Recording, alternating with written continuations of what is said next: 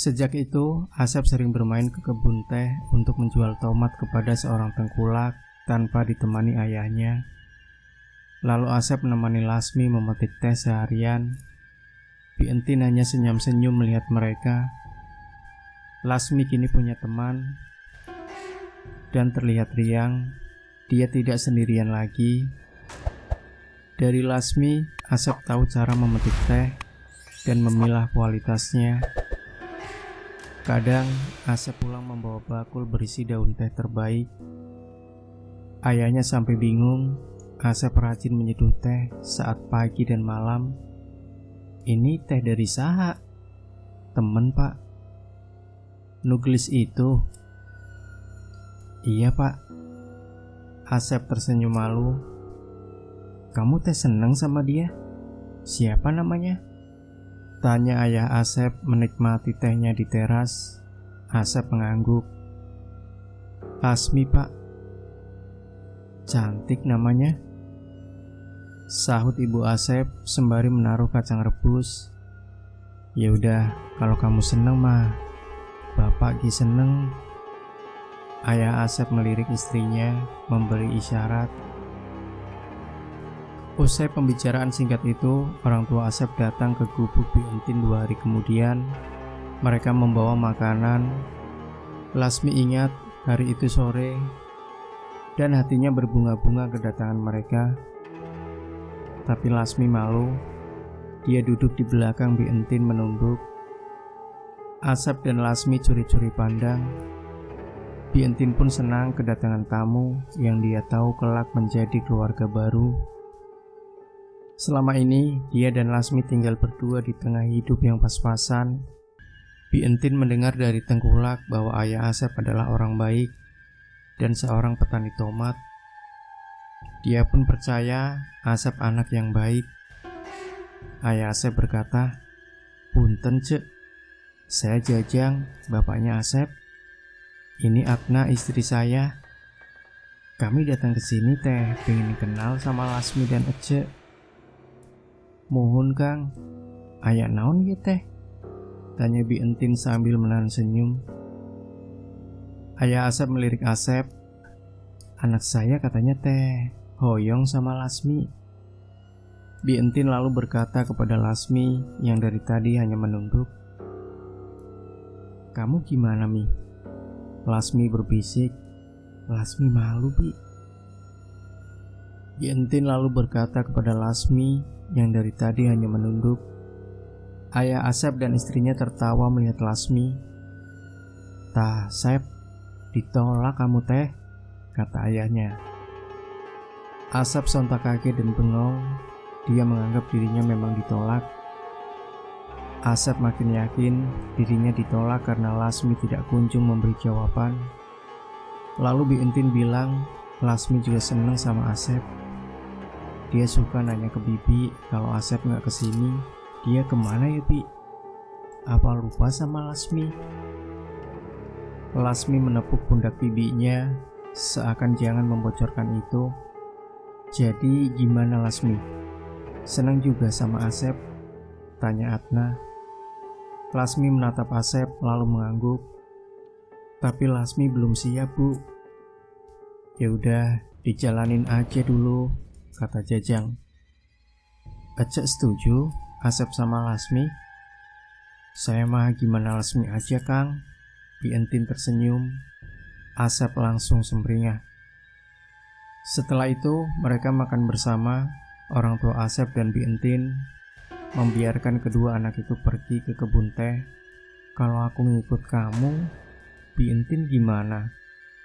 tanya Lasmi sambil meremas daun teh. "Bibi juga boleh ikut. Nanti kamu diajarin nyinden sama si mama," jawab Asep. "Mama kamu sinden?" Lasmi tajuk. "Iya, kamu mau jadi sinden?"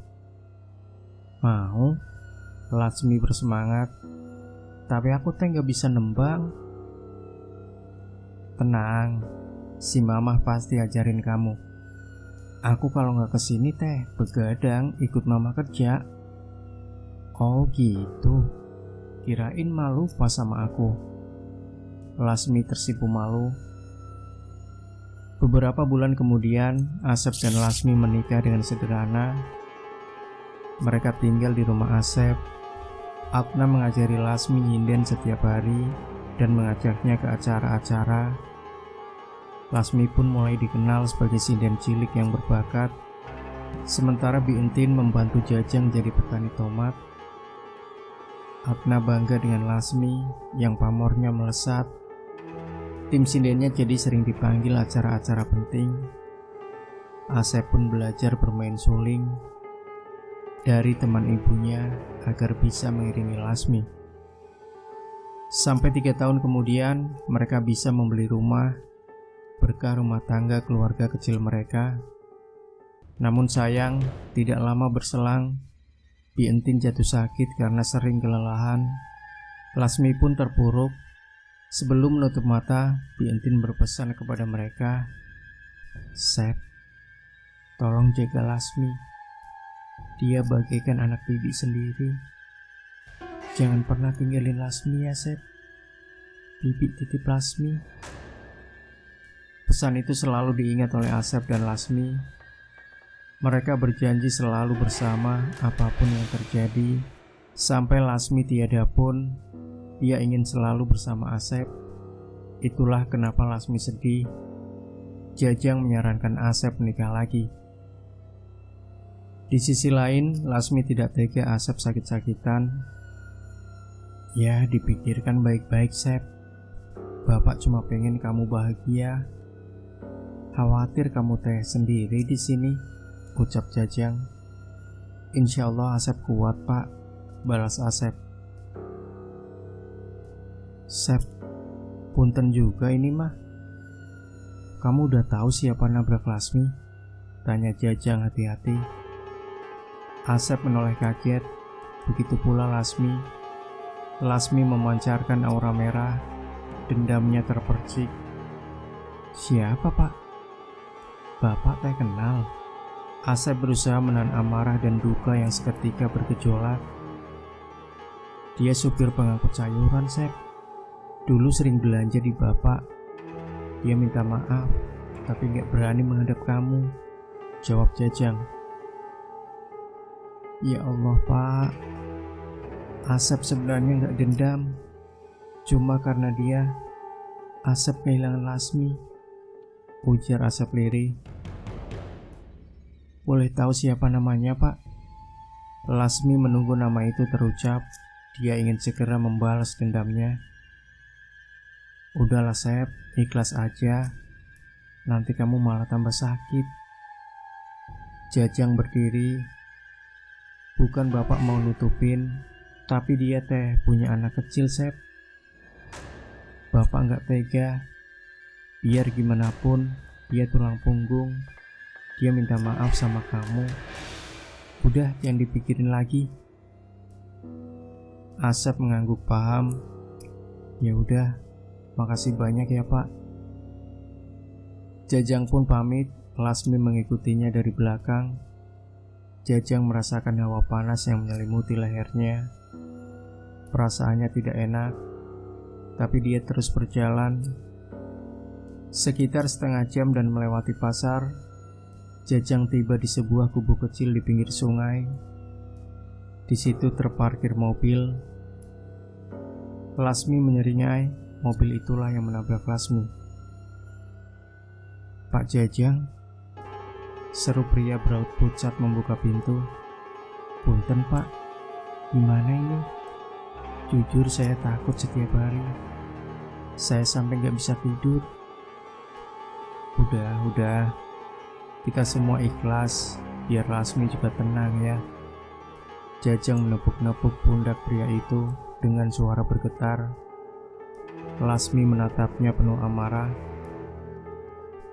"Tapi Pak, saya merasa bersalah seumur hidup. Setiap malam saya mimpi wajah Teh Lasmi." Kang Asep, maafin saya nggak ya? Saya dengar Teh Lasmi meninggal dalam keadaan mengandung. Apa yang harus saya lakukan?" Pria itu terisak. "Sudah, insya Allah anak saya memaafkan. ucap Jajang. Lalu anak kecil berumur 4 tahun muncul. "Odong hayang cau," katanya sambil menarik-narik baju si ayah. Jajang menatap Iba. "Saya pamit dulu. Assalamualaikum." Iya Pak, Waalaikumsalam." Jajang pun pergi. "Hatur nuhun pisan Pak, saya nggak akan melupakan kebaikan Bapak," teriaknya. Setelahnya pria itu pergi ke pasar, sedangkan si anak main ayunan yang terbuat dari kain di depan gubuk. Lasmi duduk di atas mobil, memandangi anak itu sambil tersenyum dan menggoyangkan kepalanya. Tubuhnya mengeluarkan aura merah, matanya menyalang. Pembalasannya sudah dekat. Lasmi selalu mengikuti anak itu. Saat anak itu tidur dan main, Lasmi berada di dekatnya. Ketika anak itu kesurau, Lasmi sejenak menjauh. Lasmi menunggu momen yang tepat. Dia ingin anak itu berakhir tragis, agar ayahnya merasakan bagaimana penderitaan kehilangan seorang anak. Lambat laun si anak merasakan kehadiran Lasmi. Di suatu malam, si anak sedang tertidur. Kebetulan ibunya sedang mematikan tungku di dapur. Tiba-tiba terdengar suara teriakan Odong. "Ibu!" Sang ibu pun kaget dan langsung berlari masuk ke gubuk, memeriksa anaknya yang pucat. "Ada apa?" Si ibu khawatir. "Bu, Odong ngeliat." "Ngeliat apa?" "Ada perempuan baju merah megang kepala Odong. Odong takut, Bu. Jangan tinggalin Odong lagi," katanya sambil menangis. Astagfirullah. Ibunya memeluk si anak. "Odong teh suka ngeliat, tapi nggak tahu itu siapa." Ibunya lantas menyuruh Odong kembali tidur sambil menenangkannya. Suaminya sedang pergi ke kota untuk menemani majikan londonya. Malam itu, gubuk mereka sangat hening dan mencekam. Di atas gubuk, Lasmi melayang dan tertawa. Betapa dia menunggu waktu untuk mencelakai anak itu. Keesokan harinya, Odong bermain petak umpet dengan teman-temannya. Dia bersembunyi di balik pohon. Perlahan, Odong merasa ada sesuatu di belakangnya. Dia gemetar ketika menoleh. Lasmi berada tepat di depan wajahnya. Odong langsung pingsan seketika karena melihat wajah hancur Lasmi. "Odong, Odong!" teriak teman-temannya. Kemudian salah satu teman Odong menemukannya tergeletak di belakang pohon. Lalu teman-temannya melaporkan kepada ibu Odong. Odong pun dibopong oleh teman-temannya ke rumah. Ibunya berpikir Odong sedang kurang sehat, tapi perasaannya tidak enak. "Dong, kamu teh kenapa?" tanya ibunya saat Odong siuman. Odong hanya terdiam. Dia terus terbayang wajah Lasmi yang seolah ingin menerkamnya. Odong pun hanya melamun sampai beberapa jam. Kemudian ayahnya pulang. "Dong, kamu sakit?" Odong menggeleng dan tatapannya kosong. "Kang, punten, ada yang mau aku omongin," kata istrinya di luar gubuk. "Apa, Neng?" "Udah beberapa hari Odong bilang lihat perempuan baju merah," jawab istrinya cemas. "Ah, paling mah lihat apa kali si Odong. Udah gak usah dipikirin, Neng. Dia lagi sakit aja kali kecapean.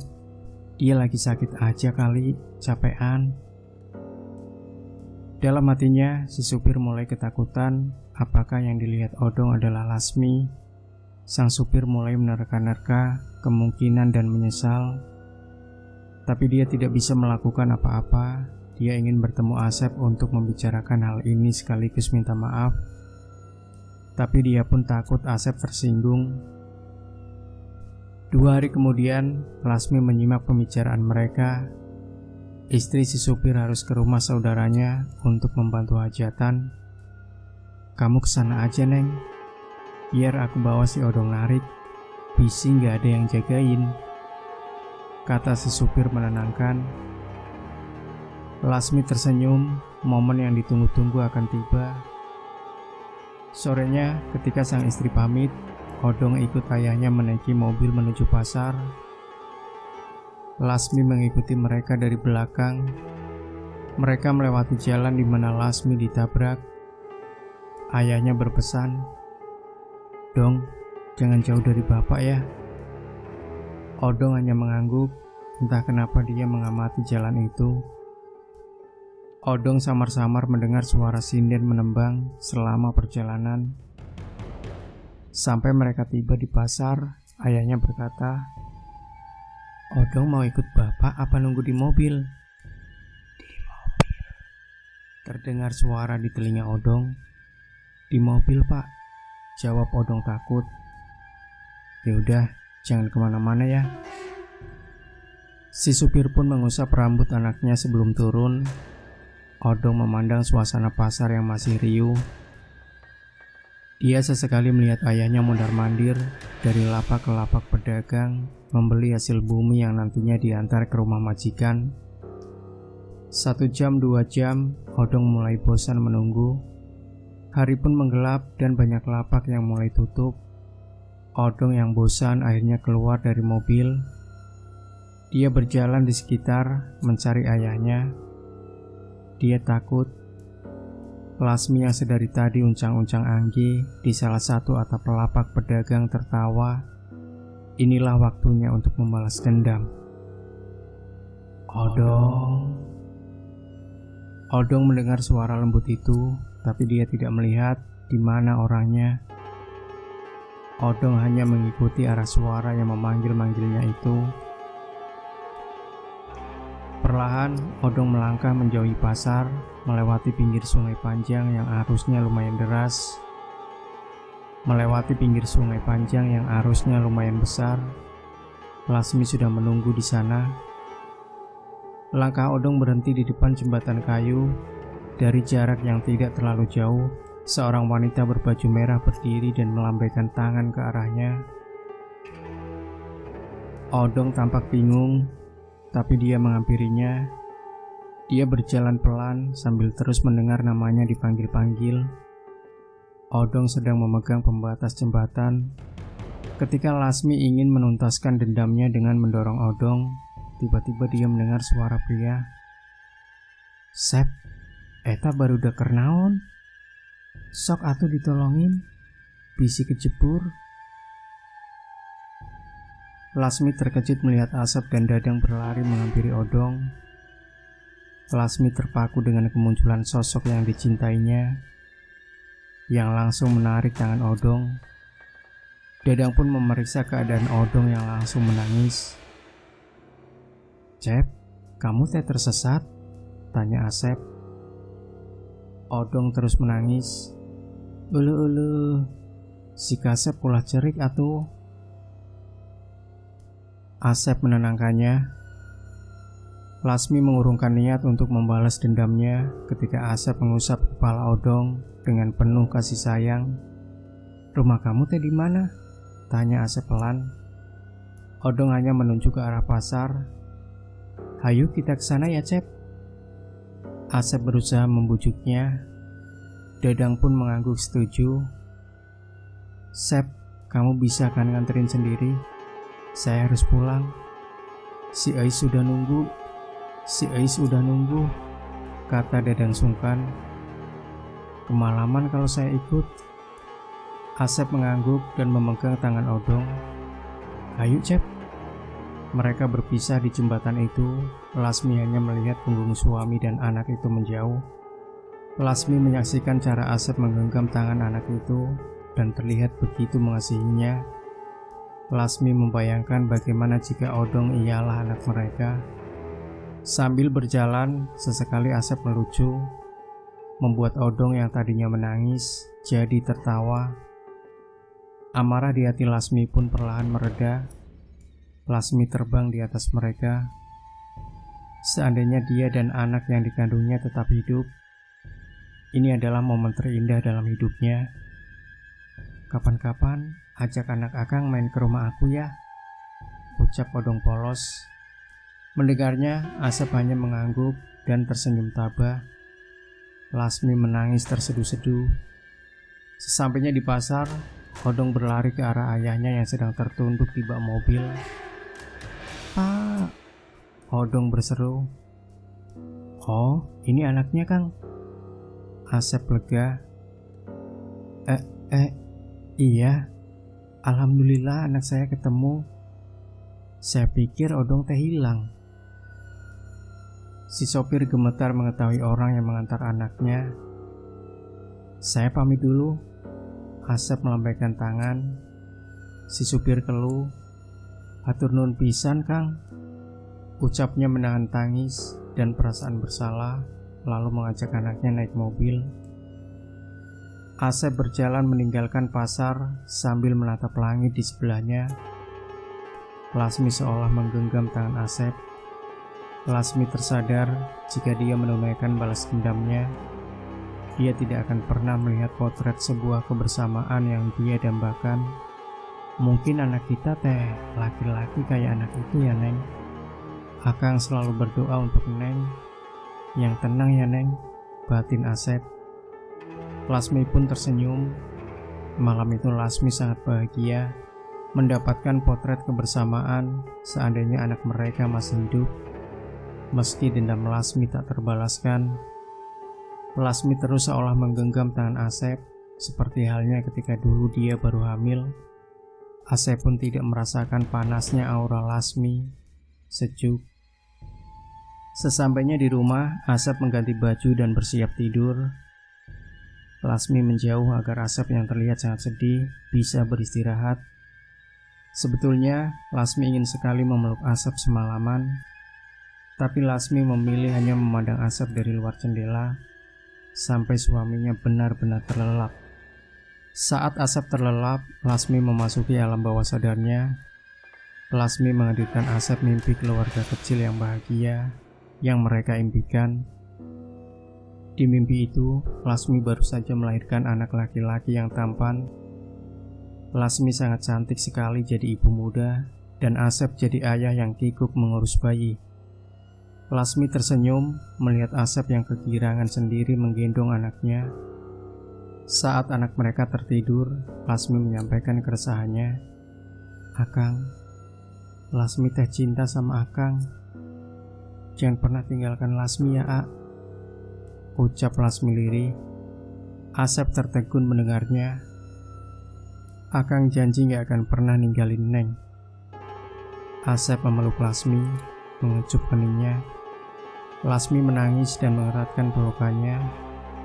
"Maafin kesalahan Neng. Maaf Neng gak bisa nemenin Akang setelah ini. Akang sehat terus ya." Di mimpi itu, Lasmi mengutarakan isi hatinya. Di mimpi yang singkat itu, Lasmi menyampaikan perasaannya. Dia memandangi wajah Asep yang tertidur dan menitikan air mata. Lasmi sangat berharap semoga saja Asep mengetahui perasaan Lasmi yang begitu mencintainya dan tidak ingin kehilangannya, bahkan saat Lasmi sudah tiada. Paginya, Asep bangun lalu memasak air di tungku, membuat kopi dan pisang kukus. Dia menikmatinya di meja makan sambil mengingat mimpi semalam yang terasa sangat nyata. Kopinya pahit, begitu pula kerinduan Asep. Tidak ada lagi wedang jahe buatan Lasmi untuk paginya yang sepi. Sedang termenung, tiba-tiba Asep merasa kakinya kram, merambat sakit yang menyiksa Asep menahan sakitnya. Dia menarik napas perlahan-lahan. Lasmi datang dan kaget melihat Asep yang sedang menderita. "Kang, yang kuat," ucap Lasmi meski dia sadar Asep tidak bisa mendengarnya.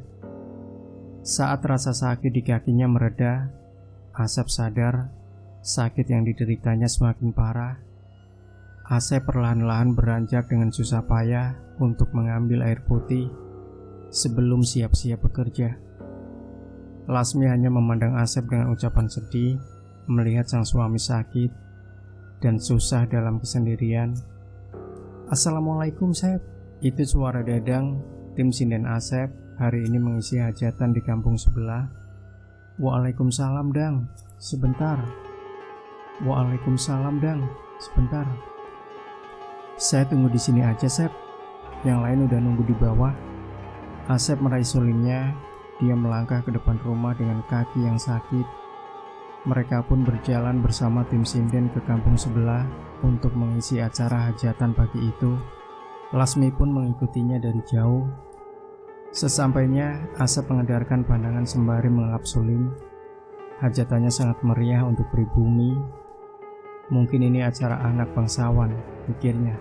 Ini teh Asep anaknya Pak Jajang? Tanya seorang wanita parubaya yang mengenakan kebaya rapi. Iya bu, mohon. Jawab Asep kikuk. Timnya masih mempersiapkan alat-alat.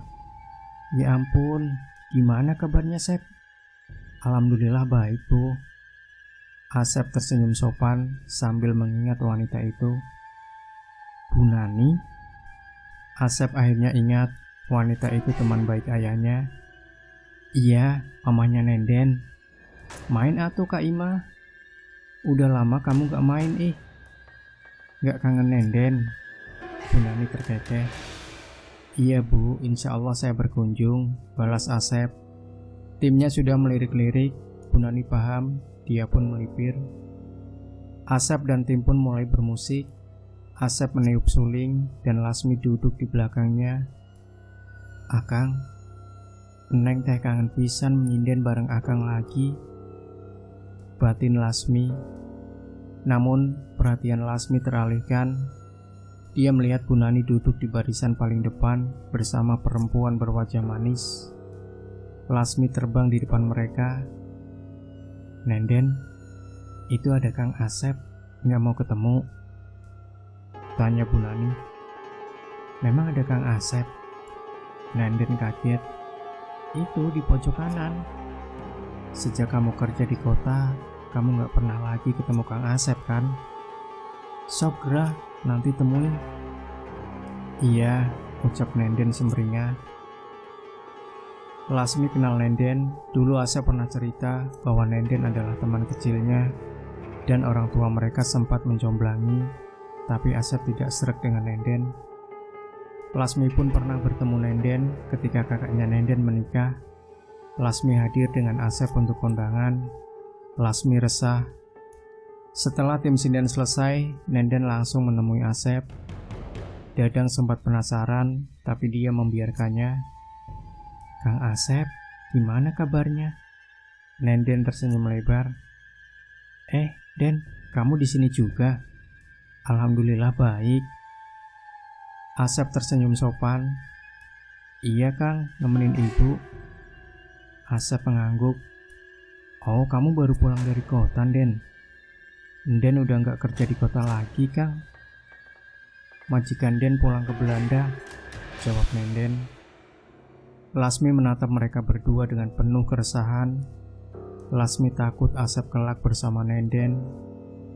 Di sisi lain, Lasmi tahu Nenden adalah perempuan yang baik. Saya pamit dulu, Kang. Iya, Den. Hati-hati ya. Salam buat ibu.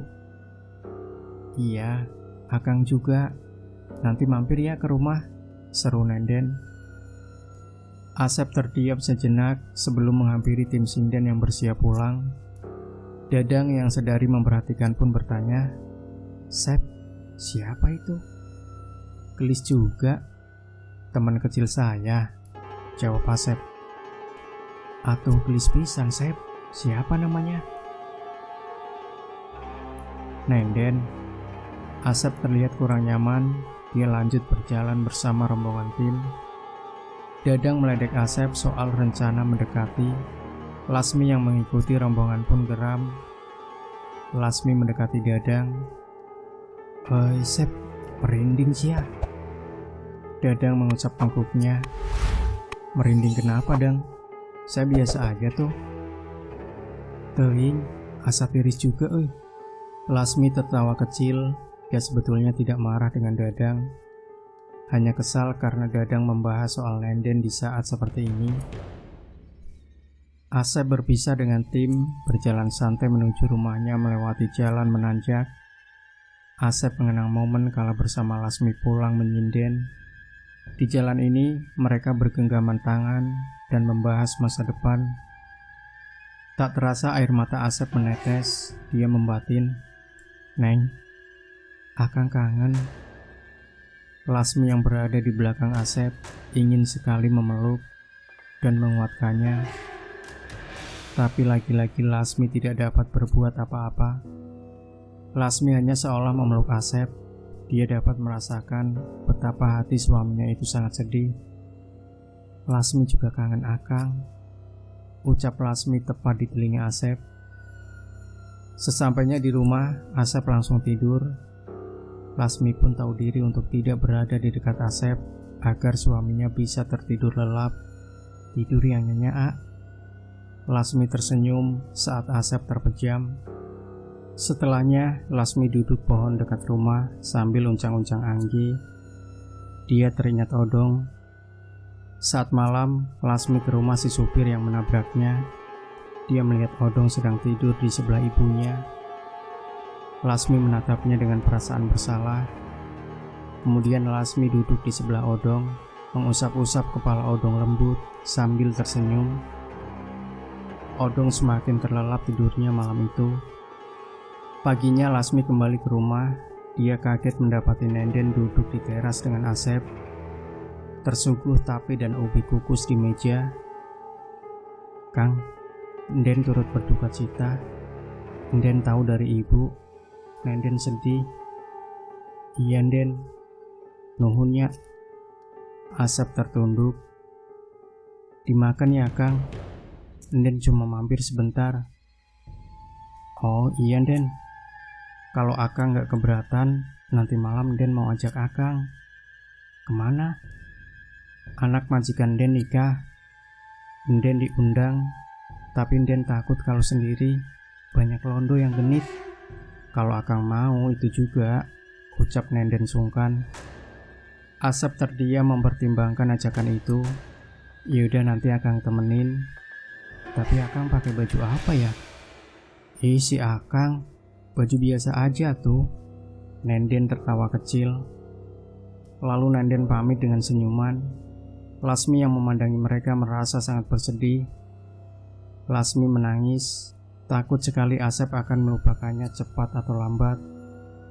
Malam pun tiba, Nenden datang ke rumah Asep. Dia sudah rapi dan siap berangkat. Berbekal lampu corong yang dipegang Asep, Nenden menuntun menuju lokasi. Mereka menyusuri pinggir hutan agar cepat sampai tanpa banyak bicara. Lasmi mengikuti mereka dari belakang menahan sedih. Sesampainya, Nenden menyerahkan kertas undangan di pintu masuk, lalu mengajak Asep ke dalam. Pesta sangat meriah, berbagai makanan lezat tersaji, dan musik pun terdengar ceria. Tapi terlihat perbedaan strata sosial antara kaum Londo dan pribumi. Kecuali bangsawan yang hadir, Nenden menyusuri keramaian. Lalu dia menghampiri meja teman-temannya dengan senyum lebar. "Den, kirain kamu teh nggak datang," seru temannya. "Wah, saha eta?" Sontak teman-temannya yang lain lirik-lirikan. "Ini Kang Asep." Nenden mengenalkan Asep antusias. "Saya Asep." Asep sedikit gugup. "Pacar kamu?" tanya temannya lagi. "Bukan, Kang Asep anaknya teman ibu." Nenden menunduk malu. "Oh, kirain Kasep pisan." Temannya cekikikan. Lasmi yang berada di depan jendela hanya bisa meratapi mereka. Perlahan, Lasmi mulai menerima bila Asep membuka hatinya untuk Nenden. Asep mengobrol dengan teman-teman Nenden, sementara Nenden mengambil camilan. "Den, punten," bisik teman Nenden yang lain. "Eta Asep yang suka ngiringin musik hajatan ya?" "Iya Kang." "Kenal Kang Asep?" "Bukan kenal sih, tapi istrinya kecelakaan dekat rumah saya, makanya saya pernah lihat." Oh iya, betul Kang, balas Nenden. Seingat saya ada setahun yang lalu menikarunya ya. Dilihat mah beger orangnya. Nenden mengangguk. Dia melirik Asep yang sedang menanggapi teman-temannya.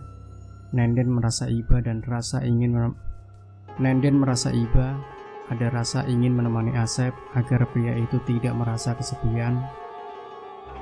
Lasmi dapat merasakan kehendak itu, tapi Nenden menggeleng. Aduh, naon sih?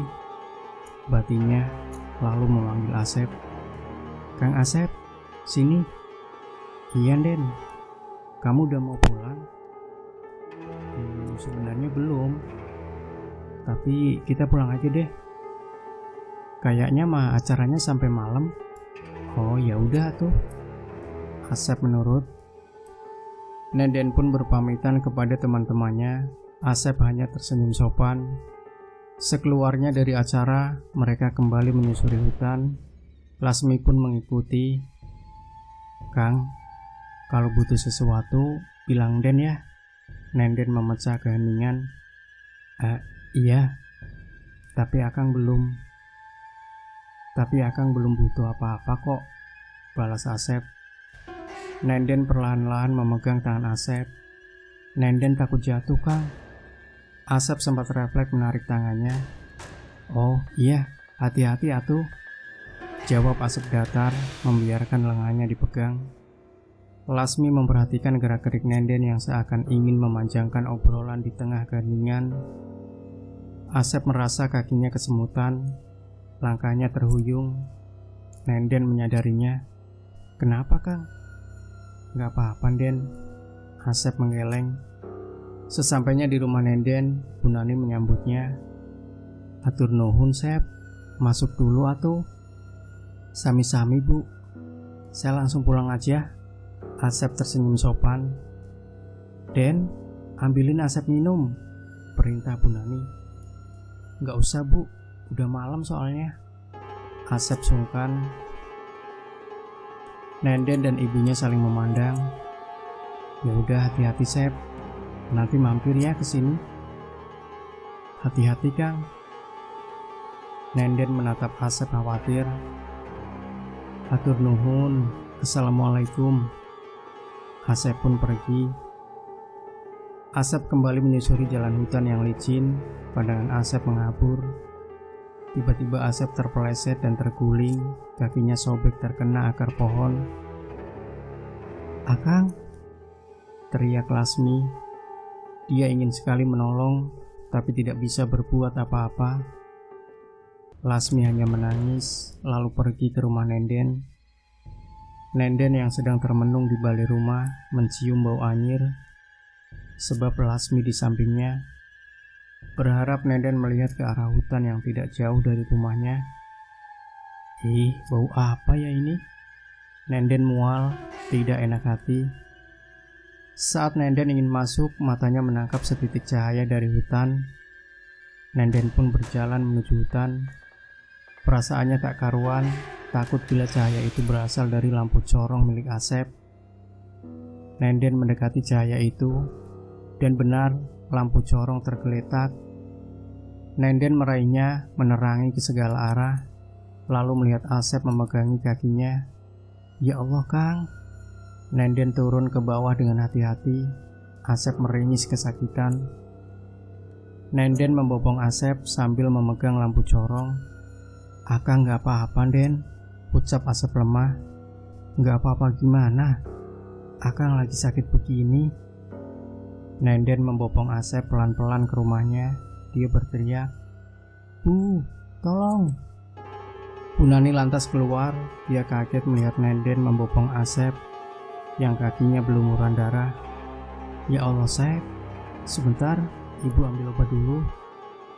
Sabar ya Kang, Nenden ada obat dari bapak, dulu kerja sama orang Cina, ucap Nenden setelah mendudukkan Asep di balai. Asep mengangguk. Bu Nani membersihkan kaki Asep, lalu Nenden mengoleskan obat. Asep sampai berteriak saking perih dan kramnya. Lasmi hanya menangis. Kang, kuat ya Kang. Maaf, Neng gak bisa bantu, ucap Lasmi. Nenden menatap Asep sedih. Kang, malam ini tidur di sini aja ya. Jangan nolak. Asep menurut, tidak mungkin juga dia memaksakan pulang. Lasmi memperhatikan Nenden menyiapkan kamarnya untuk Asep. Lalu Lasmi duduk di samping Asep, seolah menyentuh pundaknya, berharap dapat menenangkan suaminya. Asep hanya merasakan hawa dingin, tapi tidak menghiraukannya. Lasmi hanya pasrah melihat Asep dibopong Nenden ke kamar, lalu direbahkan. Kang, Nenden di kamar ibu ya. Kalau ada apa-apa, panggil aja Nenden, pasti bangun. Iya Nenden, atur nuhun. Maaf, Akang merepotkan, ucap Asep. Enggak kok, Akang istirahat ya. Nenden pun keluar dari kamar. Sarden, dendeng, gorden, ngeden, apalagi nih sebutan buat si Nenden. Paginya sebuah andong sudah siap mengantar Asep pulang. Bunani pun memberikan kain berisi bahan makanan. Asep makin tidak enak. Bu, Den, maaf, saya jadi merepotkan. Gak apa-apa, Sep. Bapak kamu teh juga banyak bantu ibu, balas Bunani. Den, temenin Asep sampai rumah ya. Gak usah, Bu. Gak apa-apa, Den sekalian bantu beresin rumah. Ayo. Nenden langsung membopong Asep naik andong. Asep tidak bisa mencegahnya. Bunani melambaikan tangan, andong pun berjalan pelan. Asep dan Nenden saling terdiam, sesekali mereka beradu tatap lalu menunduk. Lasmi yang mengikuti mereka cuma bisa pasrah. Berat baginya jika harus mengikhlaskan Asep dengan Nenden, namun Lasmi pun tidak tega jika Asep yang sakitnya sudah separah ini hidup sendirian. Lasmi mulai berpikir untuk membiarkan Asep memutuskan pilihan terbaiknya kelak. Sesampainya di rumah Asep, Nenden membopongnya duduk di ruang tamu. Punten ya Kang, Nenden izin beresin rumah Akang, ujar Nenden. Gak usah, biar Akang aja nanti. Gak apa-apa Kang, biar rumahnya bersih. Kalau kotor gini, bisi Akang makin sakit. Asep akhirnya mengangguk. Nenden lalu merebus singkong dan air, sementara Asep beristirahat. Saat menyapu kamar Asep, Nenden termenung memandangi foto pernikahan Asep dan Lasmi di nakas. Bahkan di samping bantal ada selembar foto Lasmi. Nenden tersenyum, berusaha menerima bila Asep belum melupakan Lasmi. Den, panggil Asep. Karena tak kunjung dijawab, Asep berjalan tergopoh-gopoh ke kamar. Dia menyingkap tirai lain, lalu mendapati Nenden sedang memegangi foto Lasmi. Kalau saya boleh cerita, saya mencintai Lasmi selamanya, Den, ucap Asep.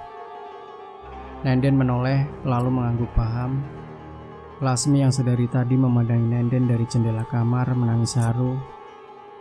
Lasmi tidak pernah menyangka bahwa ucapan itu akan didengarnya.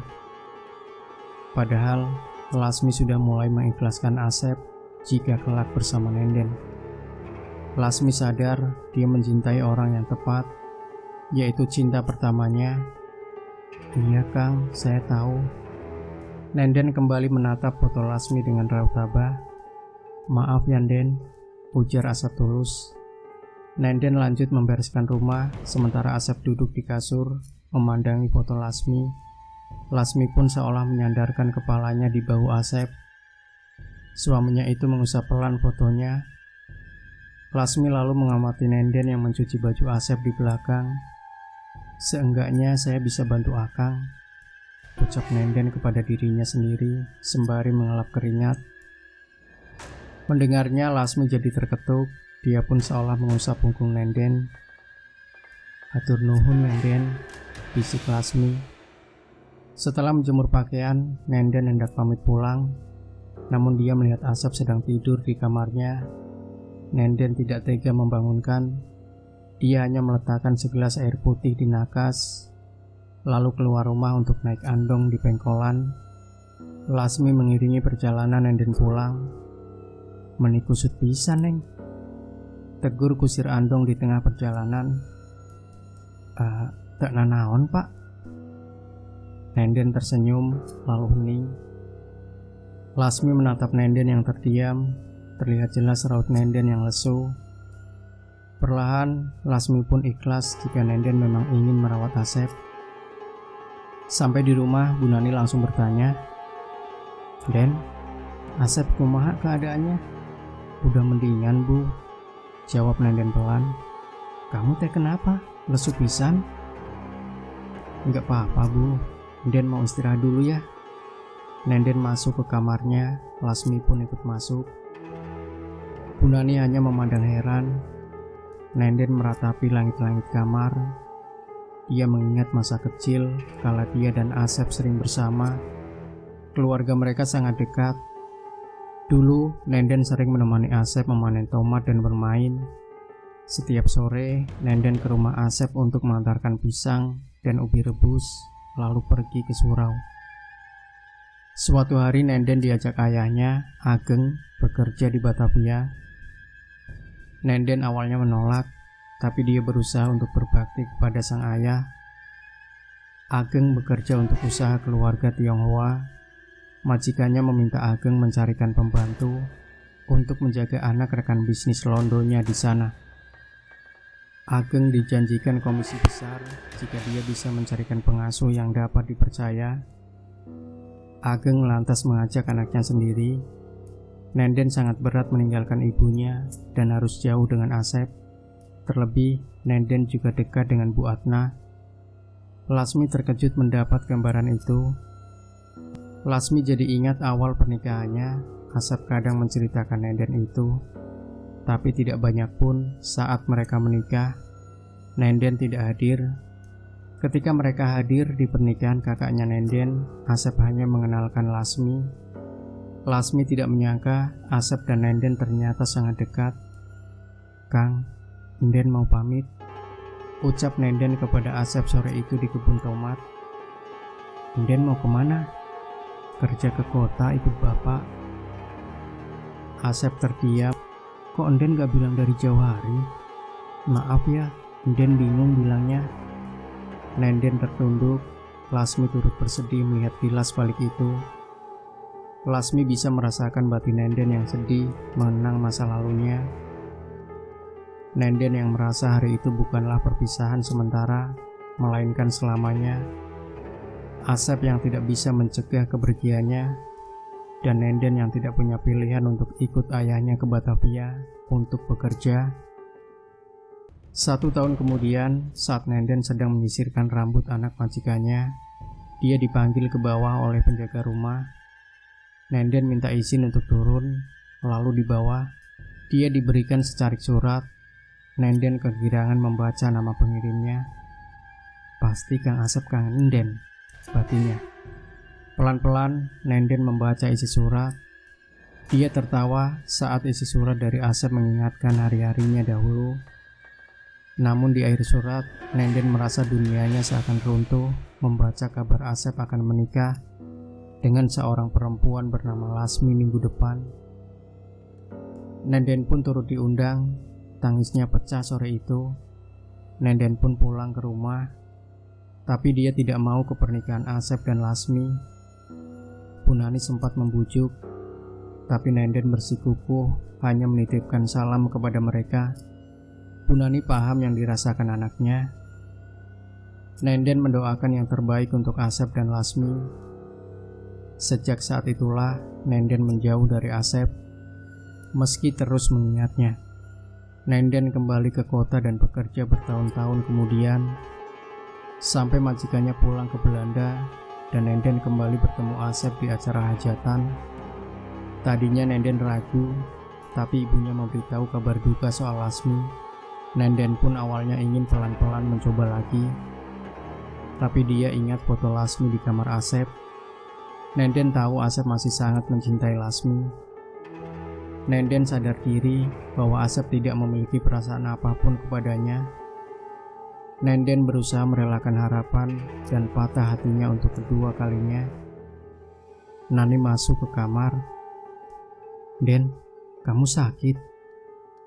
Nenden membalikkan badan menunggui ibunya. "Ibu teh tahu kamu masih sayang sama Asep. Kalau kamu memang mau menjaga Asep, sok aja." Nenden tidak menjawab. Lasmi hanya bergeming, tapi dalam hatinya dia mengizinkan Nenden. Sorenya Lasmi kembali ke rumah. Ada Dadang bertamu, membantu Asep mengobati lukanya. "Ini teh obat dari perempuan itu bukan?" "Iya Dang." "Mahal ini Sep." "Dia baik pisan sama kamu." "Tahu dari mana kamu?" "Saya pernah ke kota, ke toko obat Cina. Di sana teh obatnya mahal-mahal." Asep terdiam. Dadang seolah dapat menebak pikiran Asep. "Gini Sep, pendapat saya ya, mending kamu nikah sama dia, biar ada yang ngurus." "Pas saya lihat dia, kelihatannya dia tulus sama kamu." "Dia teman kecil saya Dang." "Iya, karena teman kamu, dia jauh lebih mengerti kamu." "Saya belum siap Dang," balas Asep. Dadang tertawa. "Ya pelan-pelan aja tuh. Seenggaknya kamu ada yang ngurus, bisa kerja lagi. Emang kamu mau di rumah terus dengan kondisi begini?" "Saya yakin Lasmi juga pengen kamu bahagia." Asep terdiam merenungi saran itu. Lasmi pun termenung. "Kamu menikah lagi bukan berarti melupakan Lasmi, Sep. Saya tahu kamu mencintai dia, tapi ini soal hidup kamu ke depan. Sebagai sahabat, saya dukung yang terbaik," jelas Dadang. Asep mengangguk. Lasmi terbang ke pohon depan rumah, tidak sanggup mendengar percakapan mereka lagi. Lasmi paham dengan perasaan Asep. Asep ingin sekali sembuh dan bisa bekerja lagi, tapi tidak mau menduakan cinta Lasmi. Nenden pun memang perempuan yang sangat baik dan menyayangi Asep. Lasmi akhirnya hanya bisa pasrah. Lasmi hanya ingin Asep tidak melupakannya, hanya itu. Bagi Lasmi, melihat Asep bahagia dan sehat, tentu kebahagiaannya juga. Dengan menikahi Nenden, kemungkinan besar Asep bisa memiliki keturunan yang didambakan. Lasmi sadar sudah tidak lagi bisa memiliki Asep seutuhnya. Kehadiran Lasmi pun tidak bisa banyak berbuat apa-apa untuk Asep. Hari itu, Lasmi duduk di pohon depan rumah sampai Dadang pulang. Barulah dia masuk ke rumah. Asep sudah berbaring di kamar. Luka akibat jatuh di hutan memperparah penyakitnya. Lukanya belum kering dan mulai bernanah. Lasmi makin khawatir. Asep seperti orang yang akan lumpuh. Asep meneguk air putih di nakas, lalu meraih foto pernikahan mereka. Lasmi pun duduk di samping Asep. "Neng, seandainya yang sekarang sisi Akang itu Neng." Asep menghela nafas sesak. Neng selalu ada di sini, A. Seandainya Akang tahu Neng di sisi Akang," ucap Lasmi pelan. Malamnya Asep diserang demam. Dia tidur sambil menahan gigil dan mengigau memanggil nama Lasmi. Lasmi hanya bisa di sampingnya sambil menangis, berharap tidak terjadi hal yang lebih buruk dari ini. Lasmi berharap Nenden atau Dadang datang menolong. Lasmi sangat ketakutan. Lasmi sedikit lega ketika Asep akhirnya tertidur. Paginya, Dadang datang ke rumah dan langsung menyibak tirai kain kamar. "Eleh, belum bangun si Asep teh." Dadang lalu merebus singkong di dapur. Tidak lama kemudian, terdengar suara seseorang. "Assalamualaikum, Kang Asep." Dadang pun melongok lalu membukakan pintu. Punten, saha ieu?" "Punten, saya Nenden Kang." "Oh iya, masuk atuh, mangga." Nenden tersenyum kikuk, lalu dia tampak bingung, ingin bersikap seperti apa. Lasmi lega mereka berdua datang. Setidaknya Asep tidak sendirian. "Punten, Nenden teh temennya Asep atau siapanya ya? Saya belum pernah kenal." Dadang terkekeh. Saya teh teman kecil Kang Asep, Kang." "Oh." Dadang manggut-manggut. Si Asep teh masih tidur, Oh gitu Kang. Kalau gitu saya pulang saja, takut ganggu. Nenden sungkan. Nggak apa-apa, di sini aja. Sekalian tungguin Asep bangun. Saya juga lagi masak, kata Dadang. Sini saya bantuin naruh barangnya. Oh iya Kang. Nenden menyerahkan kain berisi bahan makanan. Saya juga bantu deh. Mereka pun ke dapur memasak makanan pagi untuk Asep. Punten Neng, Asep teh sebelumnya belum cerita ke saya soal teman kecil, ucap Dadang. Nenden tersenyum malu. Dulu ibu saya dekat sama almarhum ibunya Asep Kang, kami jadi akrab. Oh kirain mah, Dadang tertawa. Kenapa Kang, kok ketawa? Enggak. Dadang menggeleng. Sebenarnya saya teh kasihan sama si Asep Neng. Udah mah dia sakit, sekarang gak ada yang ngurus, kata Dadang. Gimana ya, namanya juga temen, suka gak tega. Nenden terdiam sejenak. Saya juga Kang, balasnya lirih. Lalu suasana hening, hanya terdengar suara rebusan air. Neng, punten. Ini mah ya, kita baru kenal. Tapi kalau Neng memang berkenan sama Asep, sebagai sahabatnya mah saya setuju. Dengan adanya kamu, Asep jadi ada yang jagain, ucap Dadang tiba-tiba. Nenden kaget mendengarnya, begitu pula Lasmi. Dia menunduk, tidak tahu harus bagaimana. Kang, punten, saya mau isi air dulu. Nenden hendak beranjak, tapi tatapannya berpapasan dengan Asep yang baru keluar dari kamar. Udah bangun Kang, kata Nenden. Iya. Dadang juga melirik Asep. Sep, ini makanan dari istri saya sama Nenden. Dimakan ya, saya duluan. Dadang tersenyum, lalu meninggalkan Asep dan Nenden berdua, hening sejenak. Gimana Kang, udah mendingan? Tanya Nenden. Udah, alhamdulillah. Kamu dari kapan? Kok ada Dadang? Tadi gak sengaja ketemu. Kang Dadang udah di rumah Kang duluan. Asep hanya mengangguk. Tadi ibu titip salam, cepet sehat Kang. Iya Den, atur nuhun. Salam juga buat ibu. Iya Kang. Ibu juga bilang, katanya kalau boleh Nenden di sini dulu, temenin Akang, kata Nenden hati-hati. Sok aja kalau kamu mau di sini mah. Asep tersenyum. Lasmi hanya memandangi mereka. Setelahnya Asep menyantap makan paginya di meja. Nenden cuma menemani. Kamu gak makan juga Den? Enggak Kang, Nenden udah makan di rumah. Oh iya, Kang Asep deket banget ya sama Kang Dadang? Iya, dia sahabat Akang sejak Akang kerja. Kalau Kang Dadang megang rebab. Kang. Iya Den. Maafin Den ya. Maafin apa? Sebenarnya dulu waktu Nden mau kerja ke kota, Nden gak mau. Maksudnya Den? Asep bingung. Nenden gugup. Nden kepikiran dulu Nden pergi tiba-tiba, terus gak ada kabar. Nden takut Akang ada marah sama Nden. Marah kenapa Den? Nenden menghela nafas karena dulu Nden kaget Akang tiba-tiba ngirimin surat. Di situ Nden nyesel karena Nden pergi. Asep bergeming. Lasmi paham maksud dari ucapan Nenden yang berarti pengakuan atas perasaannya.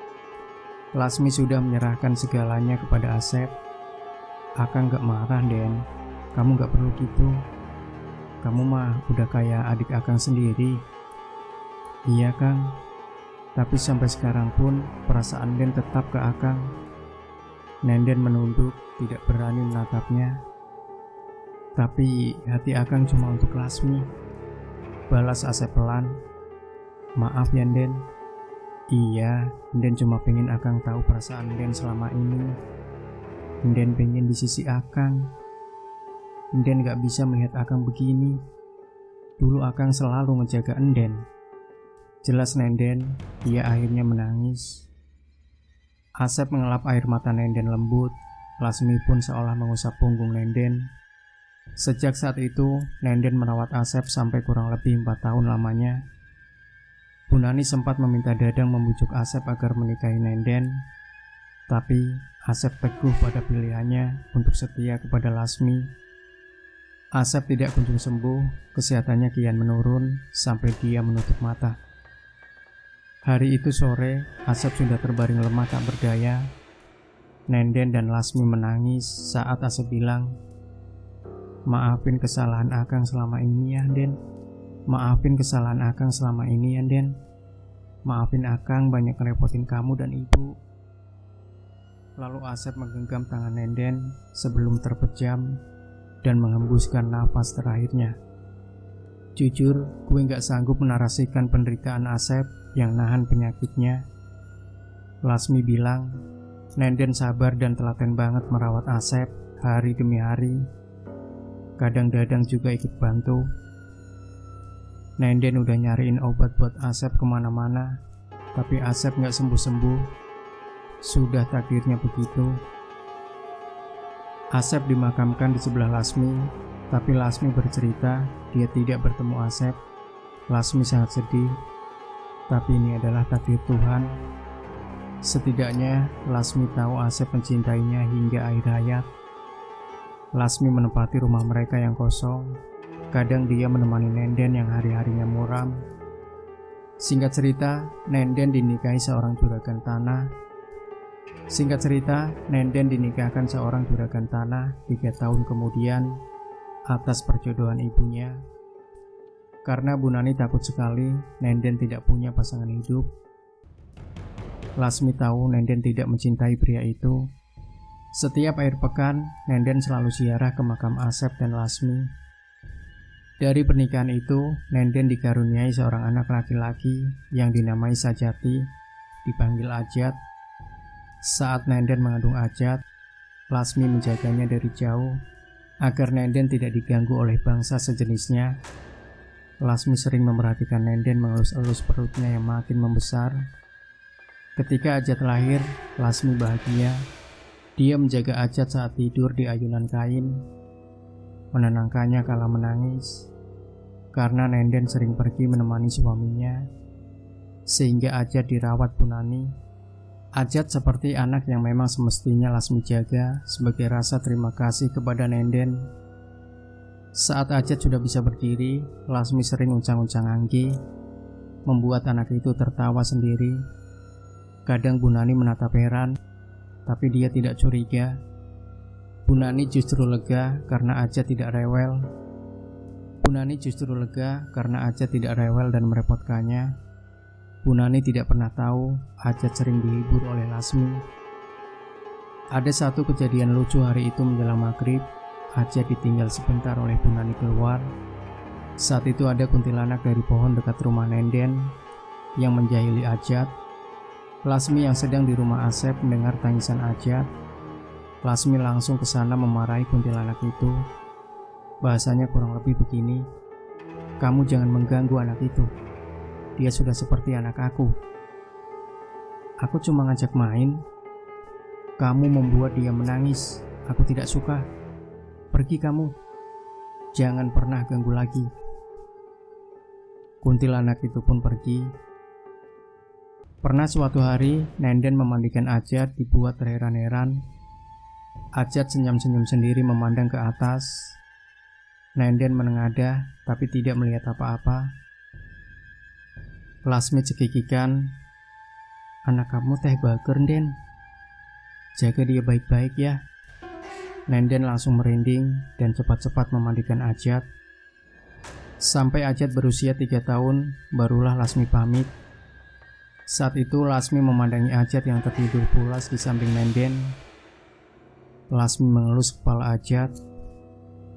"Jat, Bibi sampai di sini ya. Nanti kalau sudah besar, jagain ibu kamu.